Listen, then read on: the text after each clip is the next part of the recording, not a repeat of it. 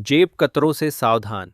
CBSE पुनर्मूल्यांकन की fees को लेकर राहुल ने फिर से साधा सरकार पर निशाना। राहुल गांधी ने कहा कि एक छात्र को अपनी ही उत्तर पुस्तिका की सही जांच करवाने के लिए 2,000 रुपए तक देने पड़ सकते हैं। उन्होंने आगे कहा, जरा सोचिए, जब 4 लाख छात्रों ने इसके लिए आवेदन किया है तो सीबीएसई कितनी मोटी कमाई कर रही है।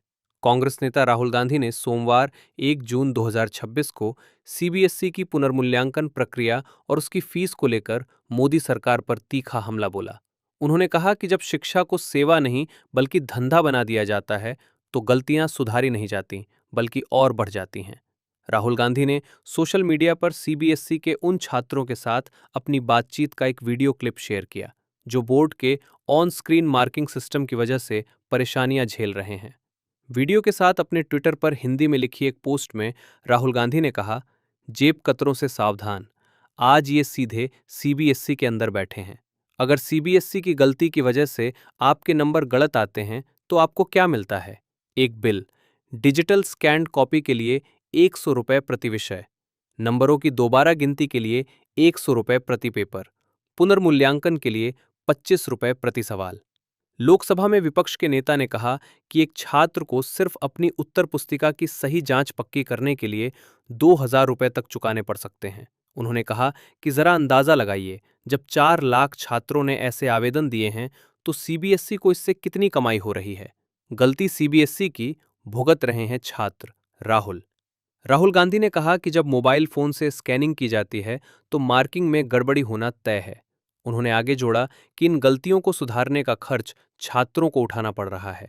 संसद में विपक्ष के नेता ने कहा, गलती सीबीएसई की है, सजा छात्र को मिल रही है और मुनाफा सरकार कमा रही है। उन्होंने कहा कि इसकी सबसे भारी कीमत हमारे बच्चों को अपने समय, अपने आत्मविश्वास और अपने भविष्य को दांव पर लगाकर चुकानी पड़ रही है। छात्रों से बातचीत। हाल ही में 12वीं क्लास के एक छात्र वेदांत ने एक्स पर दावा किया था कि पुनर्मूल्यांकन प्रक्रिया के तहत सीबीएसई ने जो फिजिक्स की आंसर शीट अपलोड की है वो उसकी है ही नहीं। ये पोस्ट वायरल हो गई, जिसके बाद कई और छात्रों ने भी सोशल मीडिया पर इसी तरह की शिकायतें की। वीडियो में राहुल गांधी वेदांत, उसके भाई और अन्य छात्रों के साथ उनकी इस परेशानी को लेकर अनौपचारिक बातचीत करते नजर आ रहे हैं। इस क्लिप में वो छात्रों से री इवैल्यूएशन के खर्च और इसकी पूरी प्रक्रिया के बारे में पूछ रहे हैं। छात्रों से बातचीत करते हुए राहुल गांधी ने वीडियो में कहा, ये चीज हम सिर्फ नीट में नहीं बल्कि सीबीएसई और हर जगह देख रहे हैं कि आपने शिक्षा व्यवस्था का व्यवसायीकरण कर दिया है। दूसरी बात है हद से ज्यादा केंद्रीयकरण। आपने पूरी व्यवस्था को एक ही जगह समेट दिया है, इसलिए अगर कहीं कोई दिक्कत आती है तो पूरी व्यवस्था ही ठप हो जाती है। उन्होंने आगे कहा, इसके उलट अगर व्यवस्था विकेंद्रीकृत हो तो एक या दो जगह खराबी आने पर भी आप उसे संभाल सकते हैं। इसलिए इस समय भारतीय शिक्षा व्यवस्था में एक बुनियादी और ढांचागत समस्या है।